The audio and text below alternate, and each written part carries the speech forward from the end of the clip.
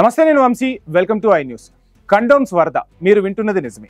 రెండు తెలుగు రాష్ట్రాలను భారీ వర్షాలు ముంచెత్తుతున్నాయి. వాగులు వంకలు పొంగిపొర్లడంతో అనేక ప్రాంతాలు జలదిగ్బంధంలో చిక్కుకున్న పరిస్థితి.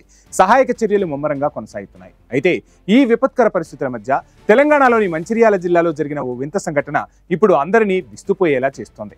వరద నీటిలో కొట్టుకొచ్చిన వేల కొద్దీ ప్యాకెట్లను చూసి జనం షాక్ అయ్యారు. ఇంతకీ ఏంటా ప్యాకెట్లు? ఎక్కడి నుంచి కొట్టుకొచ్చాయి? ఎడతెరిపి లేకుండా కురుస్తున్న కుండపోత వానలు, పొంగిపొర్లుతున్న వంకలు, జలమయమైన లోతట్టు ప్రాంతాలు. ఇది తెలంగాణలోని మంచిర్యాల జిల్లాలో ప్రస్తుత పరిస్థితి. జనజీవనం అస్తవ్యస్తంగా మారిపోయింది. ఎటు చూసినా వరద నీరే కనిపిస్తుంది. అయితే మందమర్రి పట్టణంలో మాత్రం ఆ వరద నీటిలో కనిపించిన దృశ్యం అందరినీ అవాక్కయ్యేలా చేసింది. వరద నీటిలో ఏముంటుంది?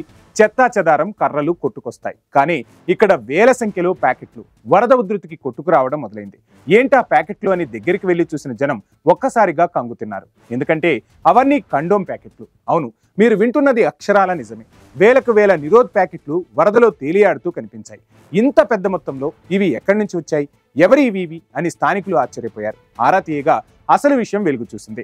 ఇవన్నీ ప్రభుత్వ ఆసుపత్రులకు, ఐసీటీసీ సెంటర్లకు హెచ్ఐవి నియంత్రణ కోసం ప్రభుత్వం ఉచితంగా సరఫరా చేసేవి. మరి ప్రభుత్వ ఆస్తి అయిన ఈ కండోమ్ ప్యాకెట్లు ఇలా వరదపాలు కావడానికి కారకులు ఎవరు?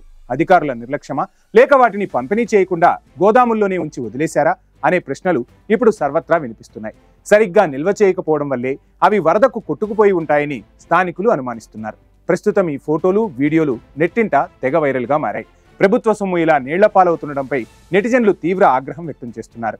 ఒకవైపు ప్రాణాలు కాపాడాల్సినవి, మరోవైపు ప్రజల సొమ్ము ఇలా వరద నీటిలో కలిసిపోవడం నిజంగా దారుణమంటున్నారు. మొత్తానికి ఈ వరద కేవలం ఓళ్లను ముంచెత్తడమే కాదు, కొందరి నిర్లక్ష్యాన్ని కూడా ఇలా నడి రోడ్డు మీదకు తెచ్చిందని జనం గుసగుసలాడుకుంటున్నారు.